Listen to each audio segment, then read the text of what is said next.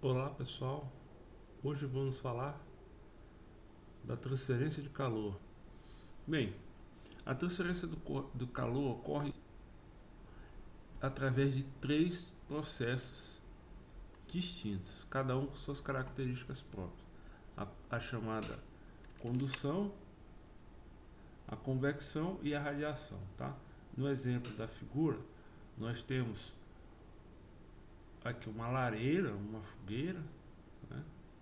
E esse fogo irradia calor para a tampa aqui do fogão, tá? Certo? Então esse aqui é o processo de radiação, tá? Veja que o fogo não toca diretamente a mesa, né? O suporte aqui. E sobre esse suporte eu tenho um bule, certo? E esse bule é aquecido e dentro da água ocorre o processo de convecção, né? A água que está aqui mais próxima ao, ao fogo, né? A superfície que está sendo aquecida, ela se aquece, aumenta essa temperatura e começa a subir. E a água que está aqui em cima, que está mais fria, começa a descer. Então esse é o processo de convecção. A condução ocorre com aqui a frigideira que está tocando a superfície aquecida, né? E esse calor vai passando para a frigideira e da frigideira vai passando para o cabo. Se o cabo não for um bom isolante térmico, né, você vai ter o calor atingindo a mão do cidadão que está segurando a frigideira. Mas claro que nós já sabemos isso. Então as frigideiras, as panelas, né, sempre possuem um cabo mau condutor de calor, mau condutor térmico, justamente para não ocorrer acidentes. Tá bom? Então o primeiro processo que nós vamos falar é a convecção. A convecção ocorre num fluido, né, e ela se caracteriza pelo fato de que o calor ele é transferido pelo movimento do próprio fluido, tá? E esse movimento do próprio fluido nós chamamos de corrente de convecção. Ora, o fluido ele pode ser tanto um gás quanto um líquido. Vamos pegar o exemplo do gás, tá? Você sabe que nós temos essa equação. Então, se T aumenta, se T sobe, se a temperatura sobe, o volume também sobe, tá? Estão ligados aí diretamente, né? São diretamente proporcionais. Eu posso também relembrar que devido à dilatação térmica, né, você tem aqui que a dilatação térmica, ou seja, o aumento de volume do líquido, ele também está ligado com a variação de temperatura. Se há uma variação de temperatura positiva, então a variação de volume também é positiva. Então, o que acontece? Tanto para o líquido quanto para o gás, a temperatura sobe, o volume sobe. E se o volume sobe, a densidade, que é inversamente proporcional, o que vai acontecer? A densidade cai, tá? Então, qual é a consequência disso? Imagina aqui que você tem um copo com dois líquidos. Como é que esses dois líquidos vão ficar dispostos dentro desse copo? Aquele líquido que tiver maior densidade, ele é mais pesado, né? Então ele fica no fundo do recipiente. E aquele líquido que tem menor densidade fica no topo, tá? Isso aqui para dois líquidos, sem envolver temperatura. Mas no nosso caso aqui, imagina que você tem aqui um recipiente e ele está sendo aquecido, né? Então, digamos aqui o fogo. Então, esse elemento de fluido, essa região aqui de fluido que vai aumentar de volume e diminuir sua densidade, a tendência dela é subir, tá? E se esse aqui tá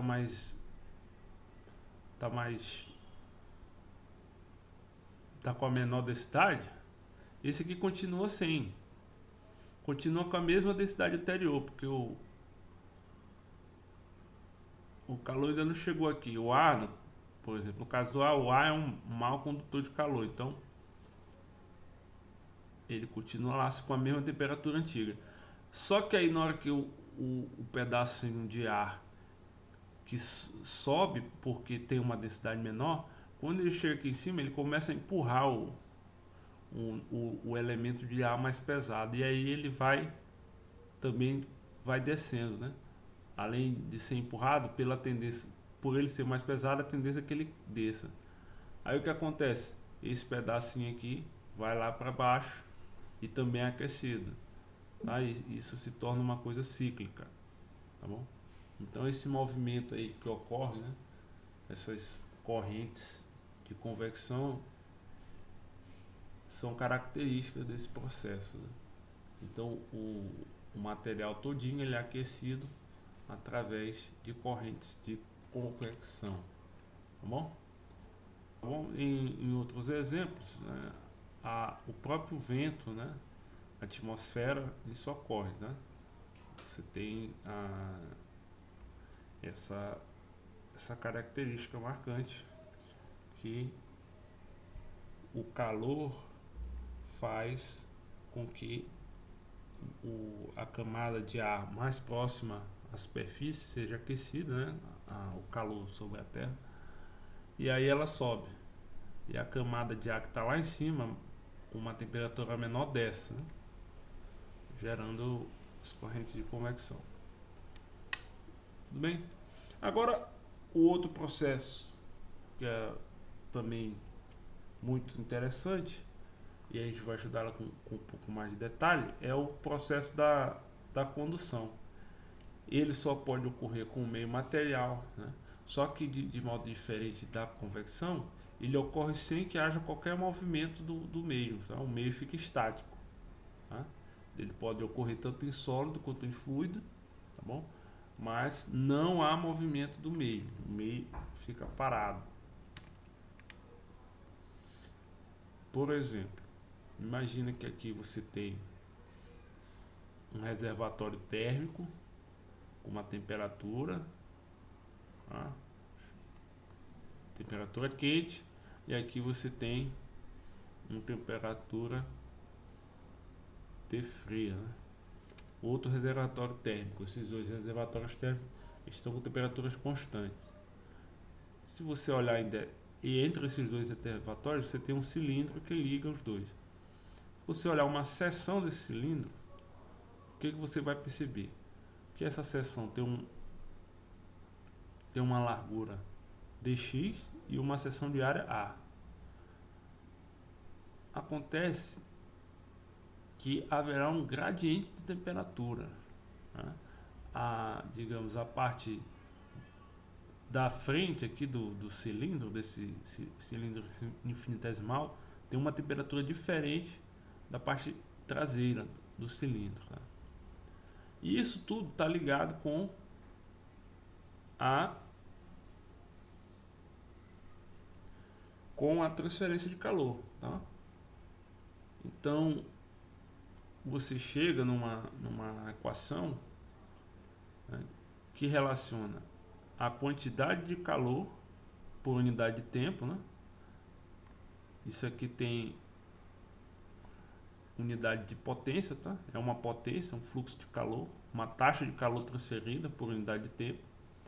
Essa quantidade de calor transferida por unidade de tempo, ela está relacionada com uma constante que eu chamo de condutividade, a área desse cilindro, né? Não necessariamente precisa ser um cilindro, e a derivada da temperatura em relação a x.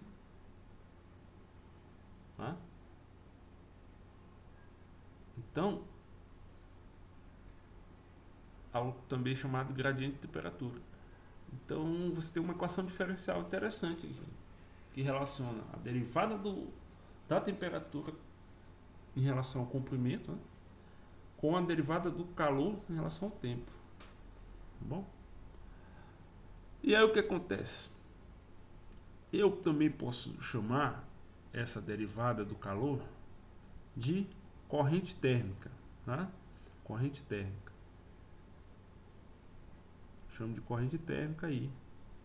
Também é uma forma interessante de definir, tá?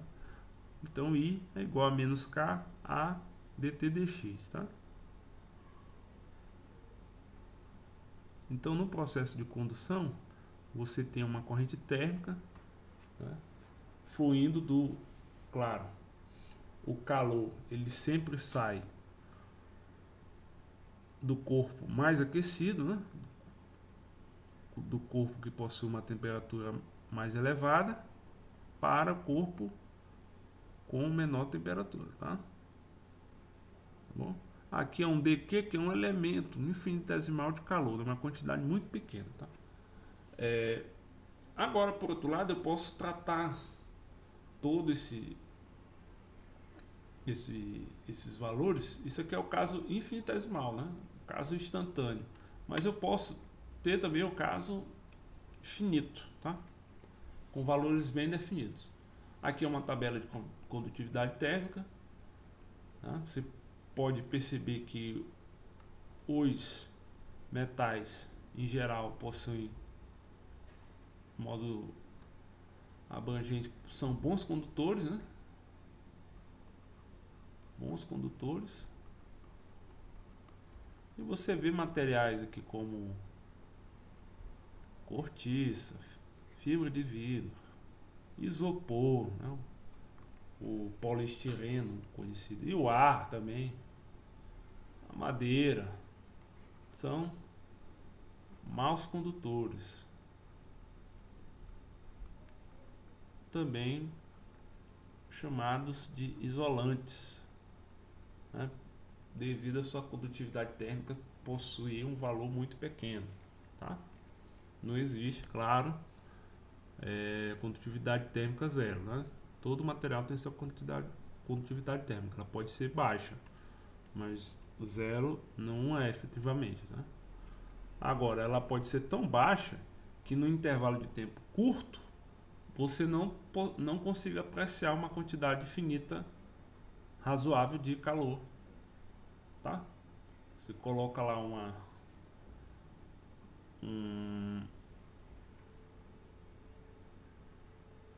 uma quantidade de água dentro de um isopor, se passar 1 segundo, 10 segundos, 1 minuto, não vai ter perda de calor suficiente para alterar a temperatura da água, né? Tá bom? Não vai ter perda de calor. Mas passar muito tempo, né? Aí você já consegue apreciar uma mudança de temperatura. Bem, outra forma de se escrever essa expressão aqui da corrente térmica, tá, é você escrever, como eu falei, tudo em termos finitos, tá?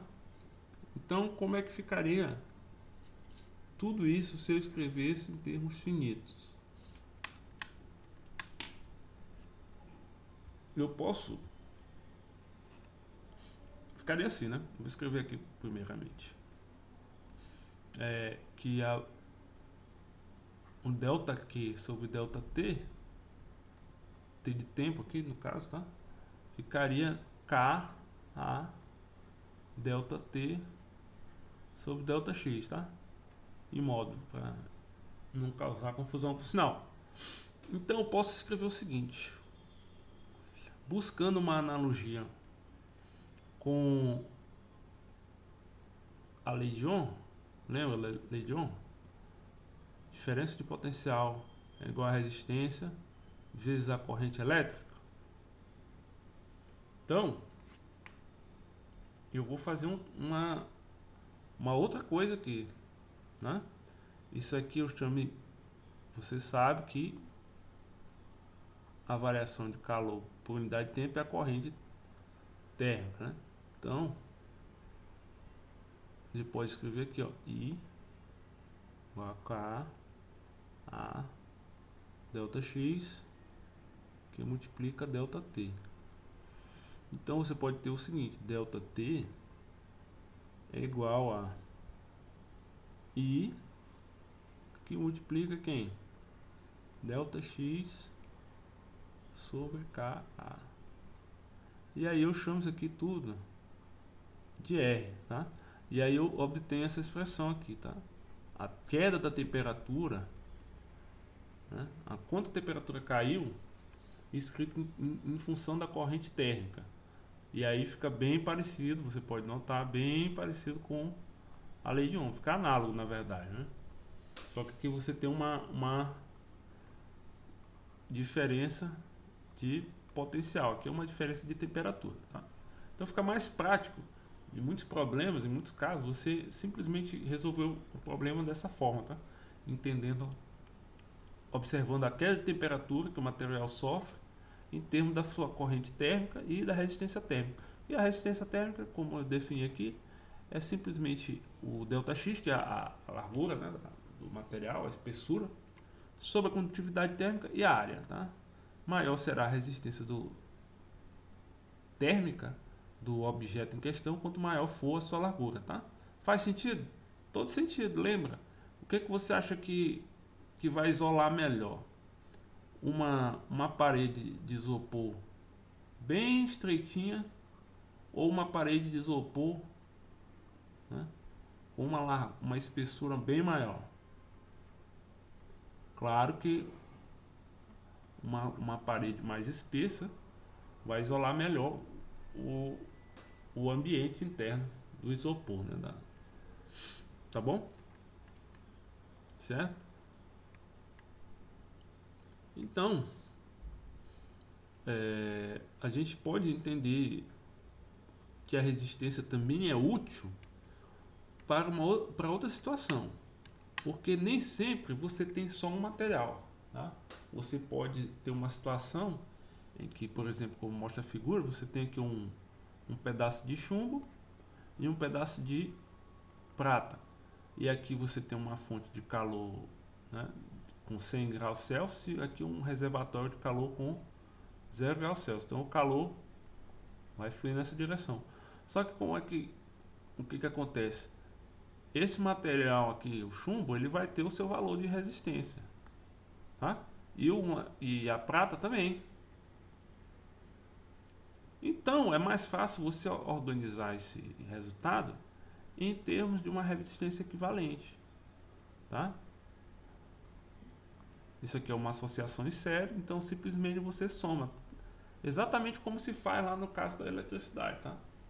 Você soma resistências individuais dos materiais para obter uma resistência equivalente, tá? E aí a variação de temperatura será igual a corrente térmica vezes a resistência equivalente, tá bom?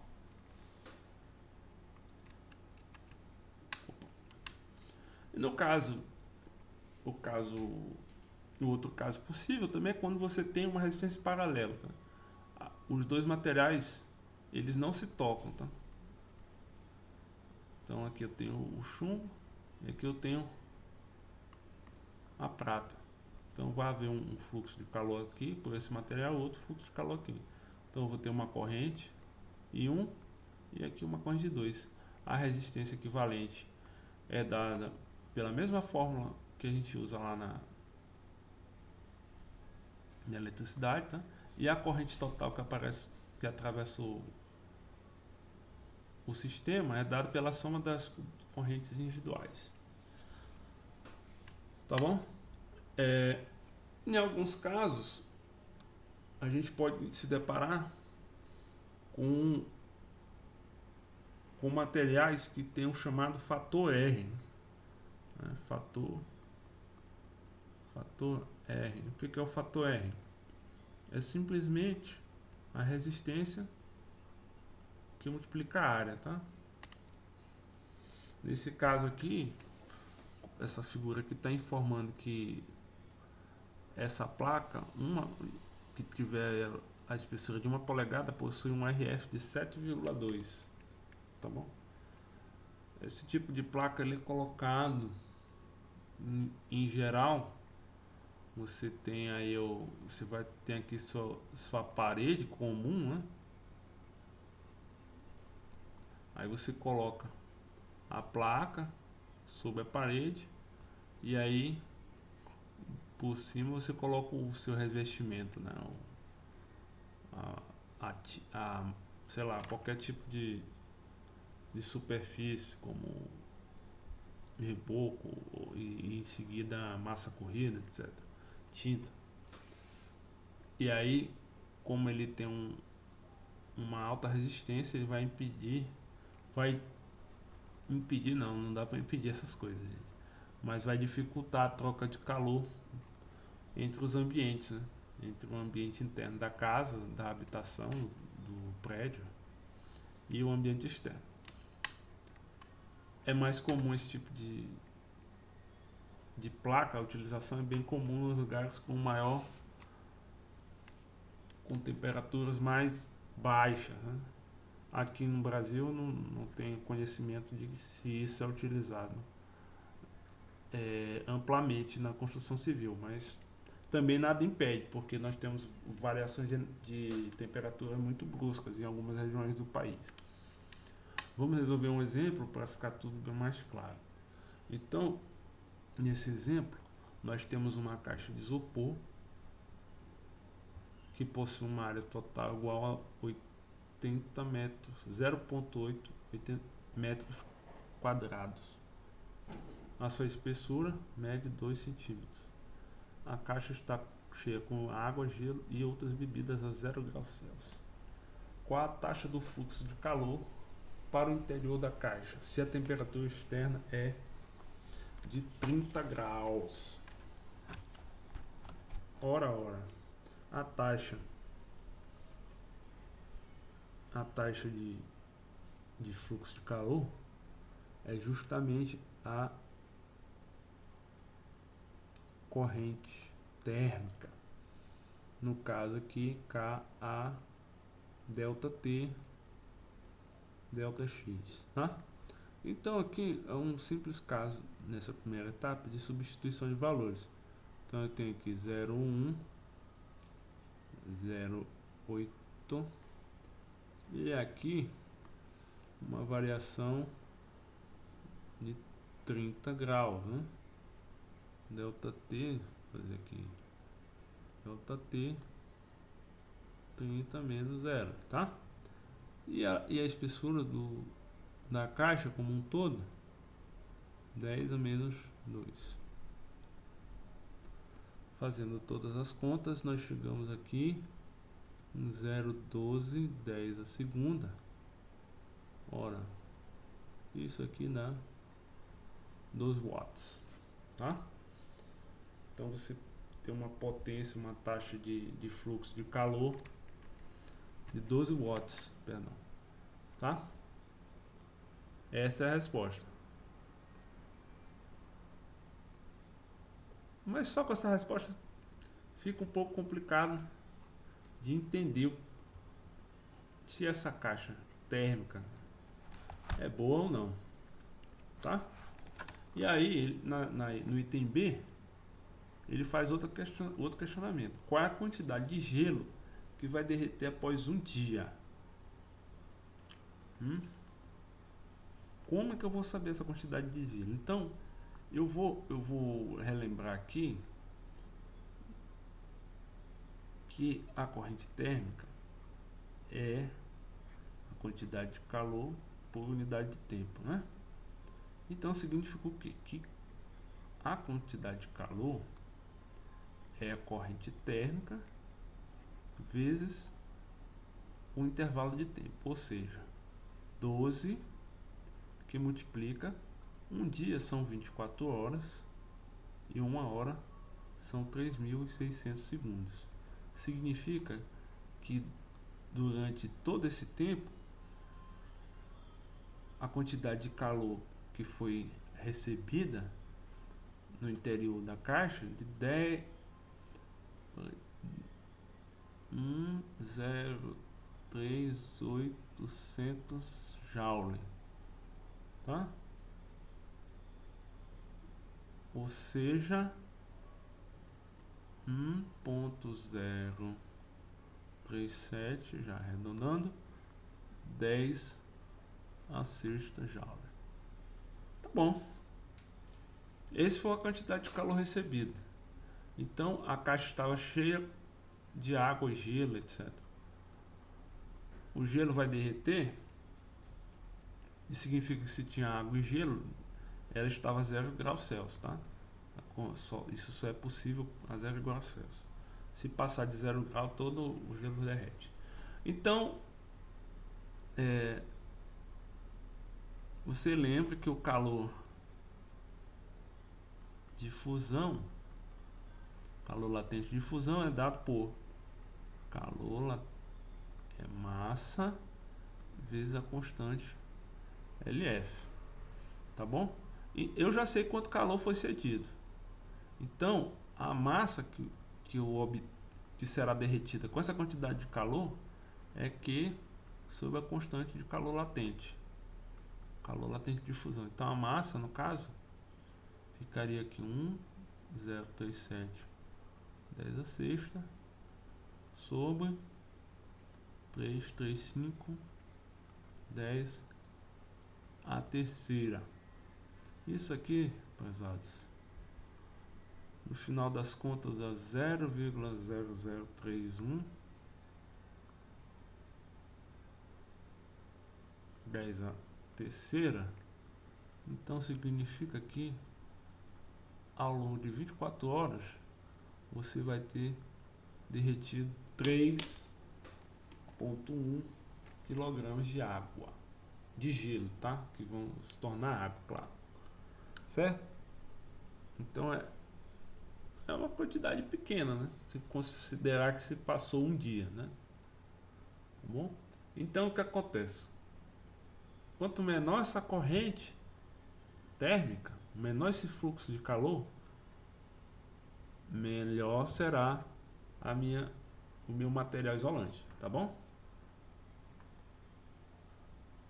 E vamos falar do último processo de transferência de calor, que é a radiação. Tá? A radiação é uma onda eletromagnética, tá?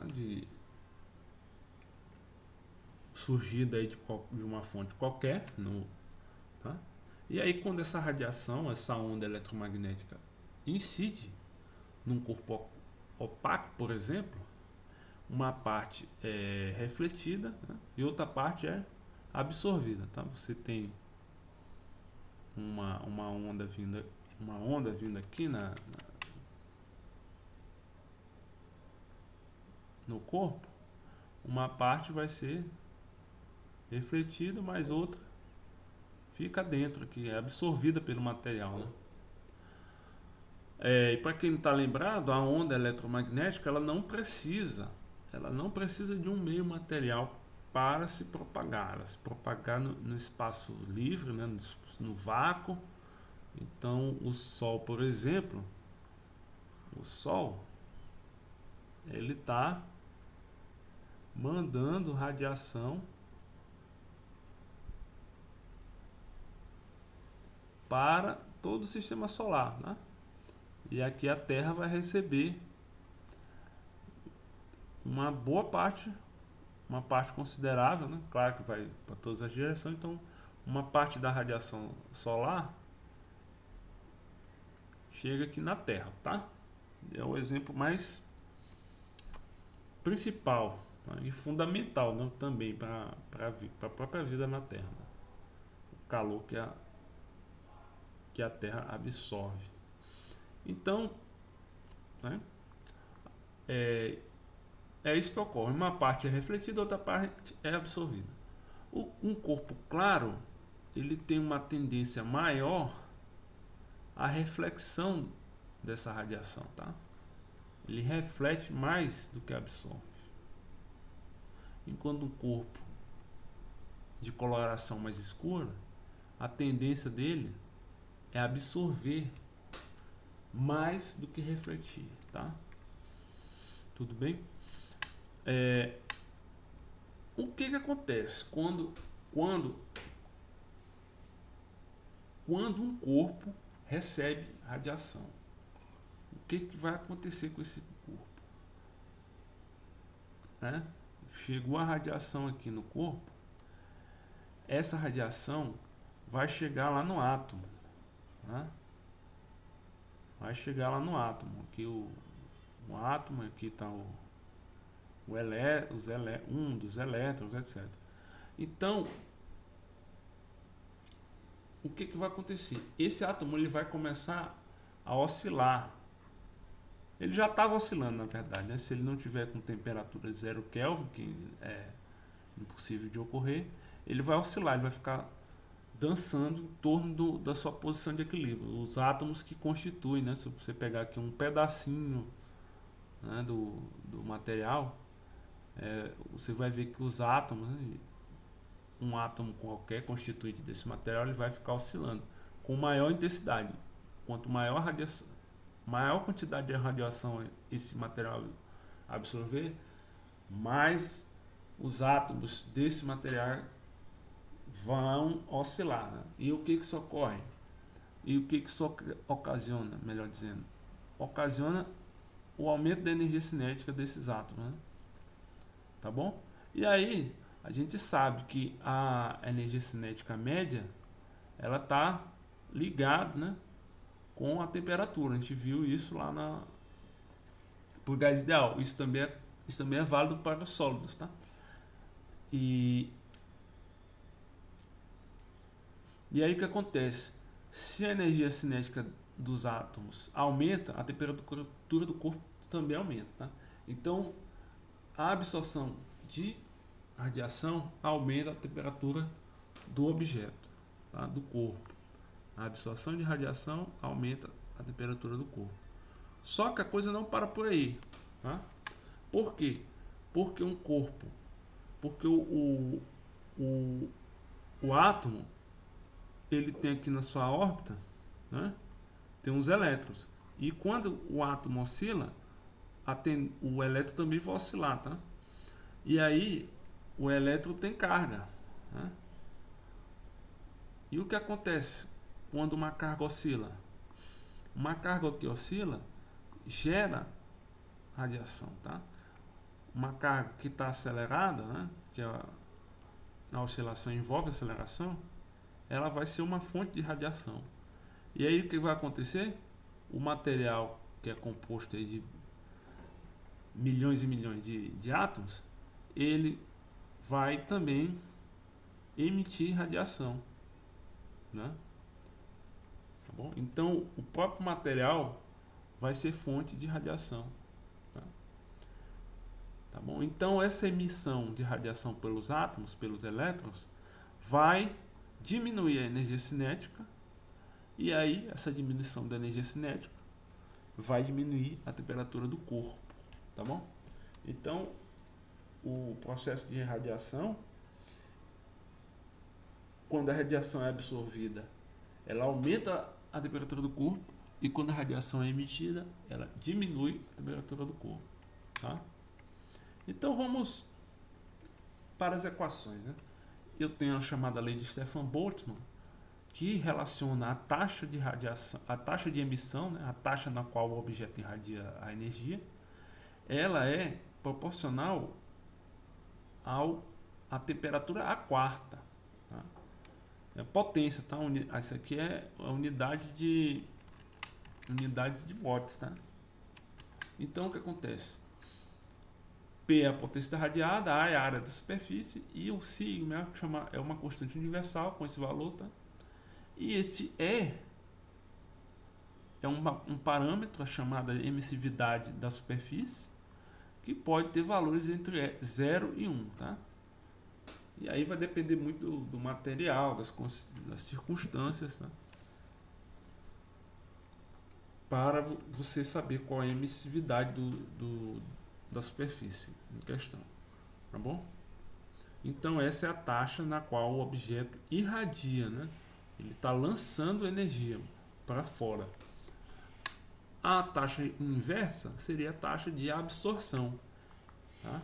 Isso que tem a fórmula tem a mesma cara, por assim dizer. Só que o que é que muda, tá? Em vez de você ter, essa aqui é a temperatura do objeto. E aqui você vai ter T0, que é a temperatura do ambiente externo. Tá? É a temperatura da fonte de radiação. Tá? Tudo bem? Tá? Então, o que vai acontecer? O que vai acontecer? Se eu tiver um objeto que não está em equilíbrio com o ambiente, não está equilibrado com o ambiente,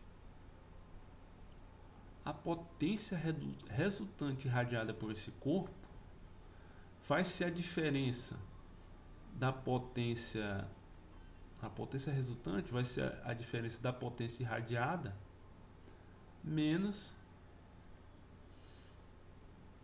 a potência absorvida, correto? Então, você coloca em evidência que a emissividade, o sigma, e a área do objeto, e aí sobra o que? A temperatura do objeto, a quarta, menos a temperatura do ambiente, a quarta. Tá?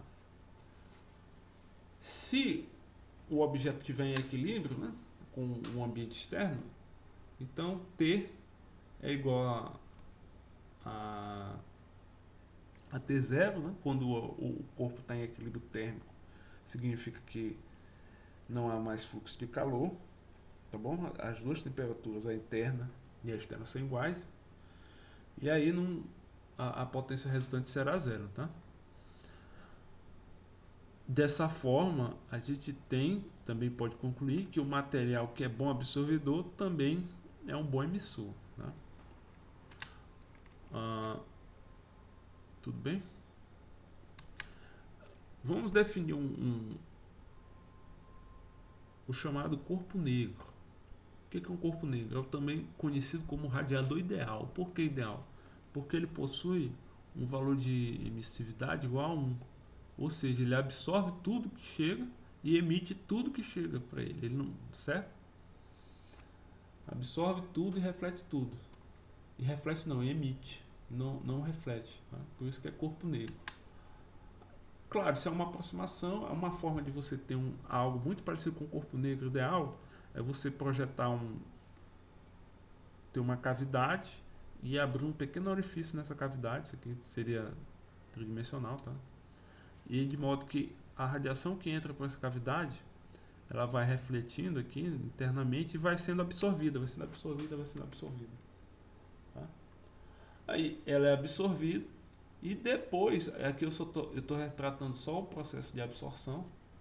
Depois que absorve, que ela começa a emitir, tá? Então, certo? Então, não vai ter chance de ser refletida para fora, né? Isso aqui vai ter várias reflexões internas aqui e durante esse processo a radiação será absorvida, tá? Então, a radiação que é emitida vai ser característica da temperatura dessas paredes aqui da cavidade. Tá? Você tem vários objetos que podem ser encarados, né, como corpo negro. Tá? Vamos considerar que um corpo humano, né, seja um corpo negro, nesse exemplo aqui. Calcule a taxa resultante de calor perdido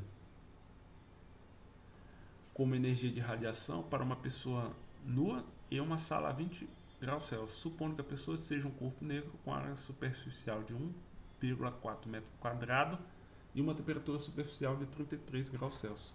A temperatura superficial, porque é a temperatura da pele, tá? A temperatura interna do corpo humano é um pouco maior, cerca de 36 graus Celsius. Tá? Então o que acontece? Você tem aqui o ser humano, você tem uma potência absorvida pelo ser humano e uma potência irradiada, tá? Porque nós sabemos que o humano é um animal, um mamífero, é um animal de sangue quente, então ele precisa manter o seu corpo a uma determinada temperatura, no caso 36 graus, para o bom funcionamento do organismo, tá? Então ele tem vários processos internos que mantêm o corpo com essa temperatura. Tá? A roupa dificulta a perda de calor para o ambiente. Tá bom? Então, vamos lá. Então, um detalhe, como nós já vimos aqui, a potência resultante é emissividade, sigma a T a quarta menos T0 a quarta. Um detalhe é que essa temperatura tem que estar na escala absoluta, tá? Então T0 é 20 mais 273, 293. De modo semelhante, a temperatura do corpo será 306 Kelvin. Tá bom? Então, a potência resultante será 1, né, que eu estou considerando a pessoa como corpo negro, então a emissividade igual a 1. Aqui eu tenho a constante numérica, a área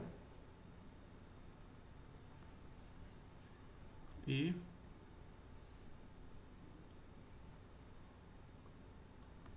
a diferença entre as temperaturas elevadas à quarta. Tá? No final das contas, isso aqui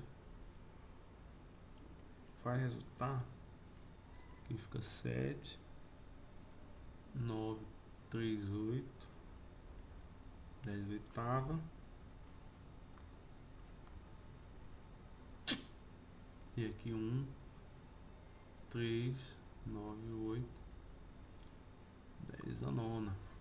Então, no final de tudo, isso aqui dá 111 watts, né?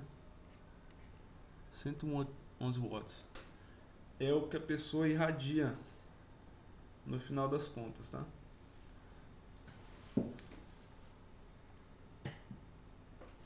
No final das contas, a pessoa, o corpo humano é uma fonte de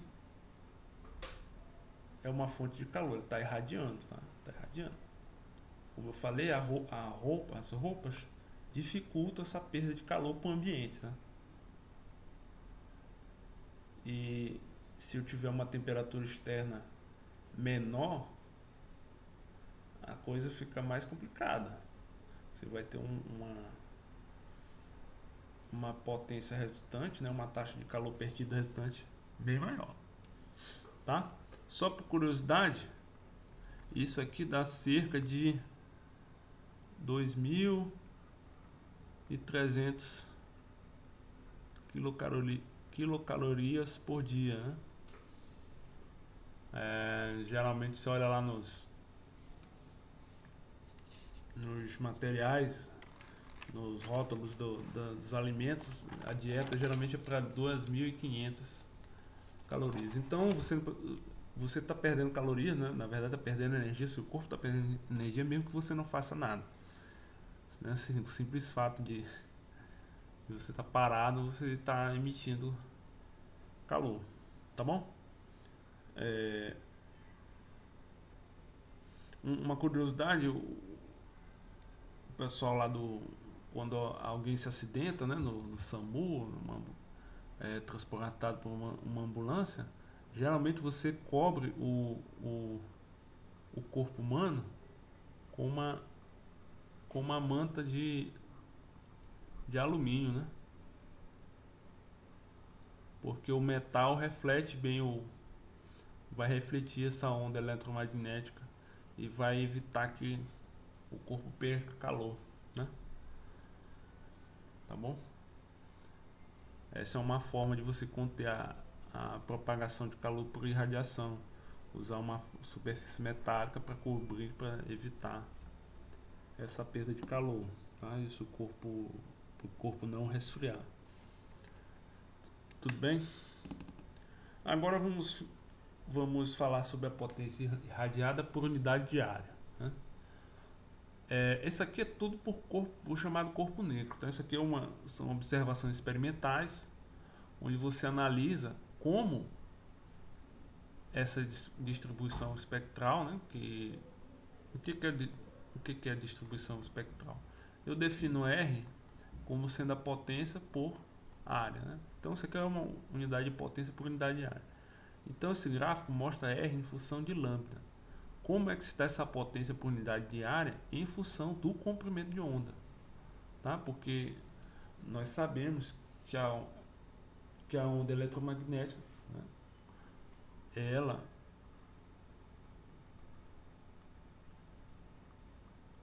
tem a sua velocidade constante, né, a velocidade da luz, que é igual a lambda F, tá?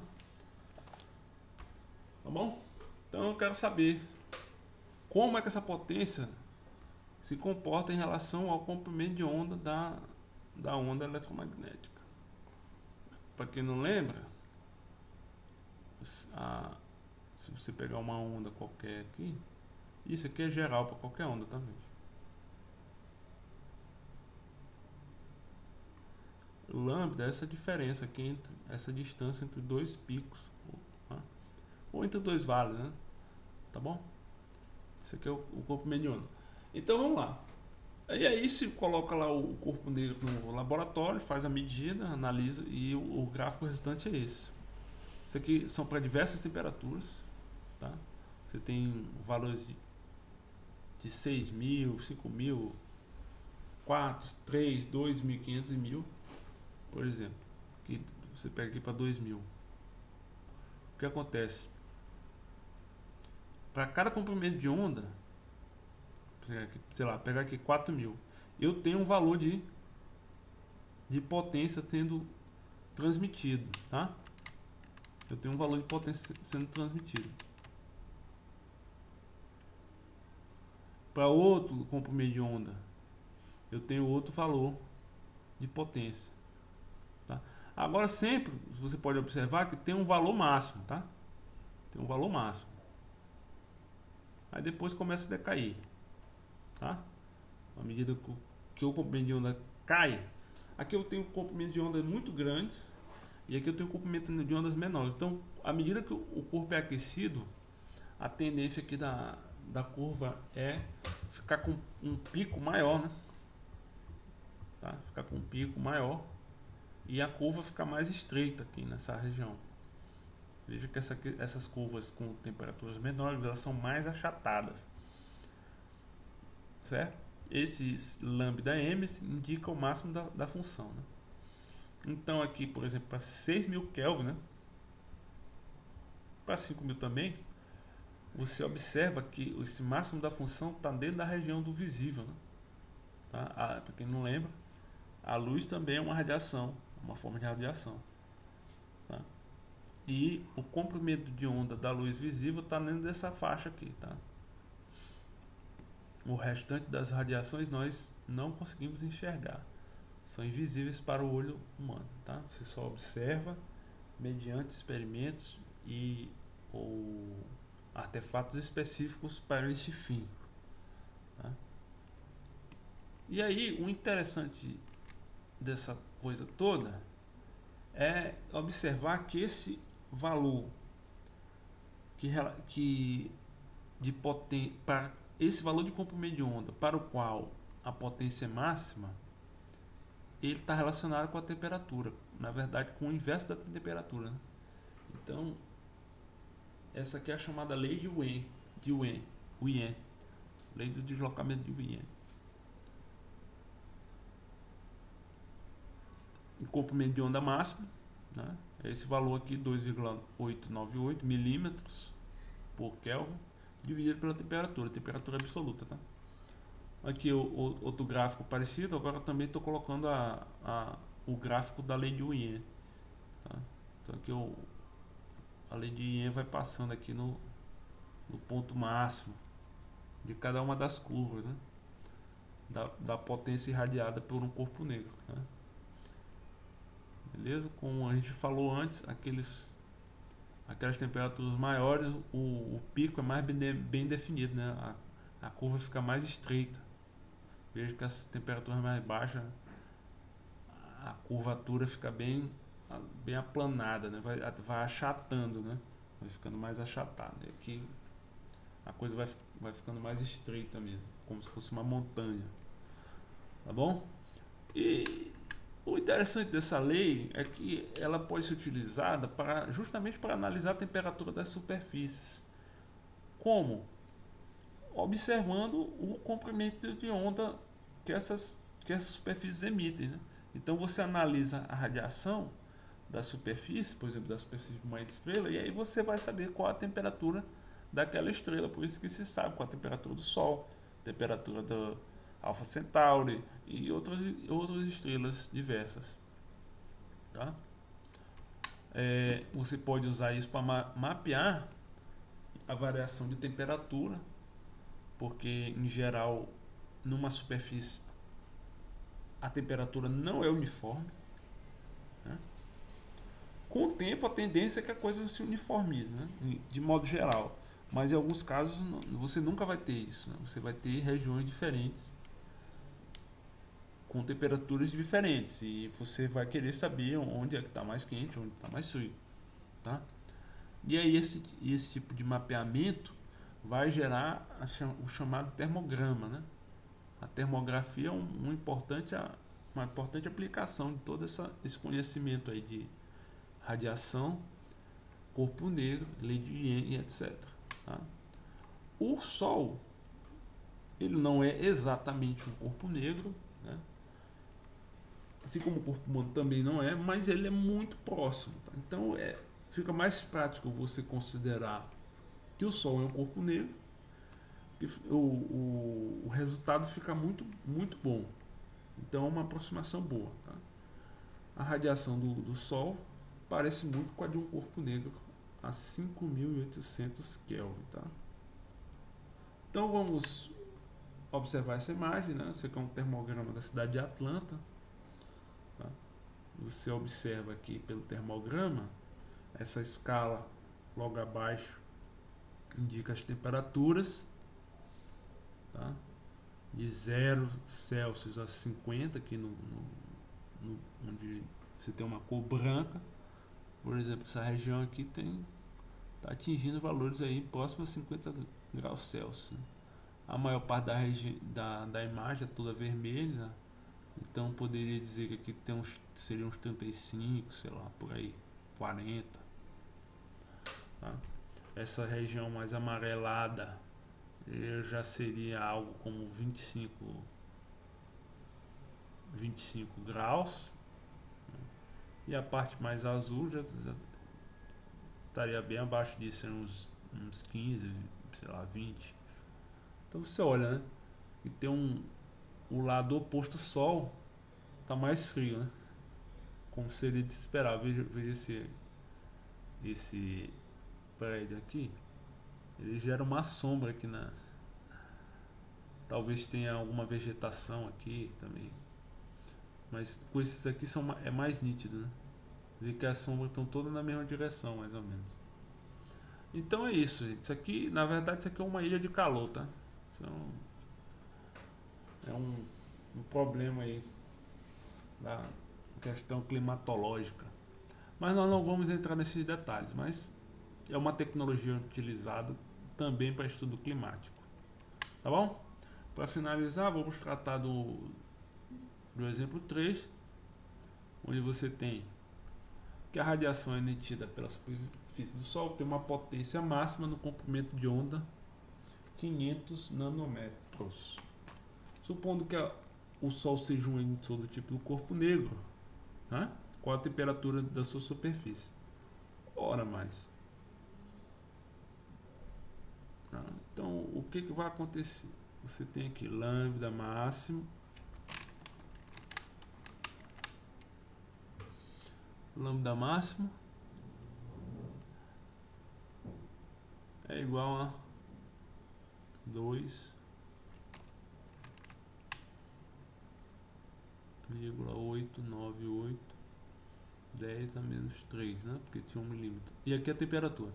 Então, se eu quero saber a temperatura será 2,898 10 a menos 3 dividido pelo comprimento de onda para o qual a potência é máxima, 500 nanômetros.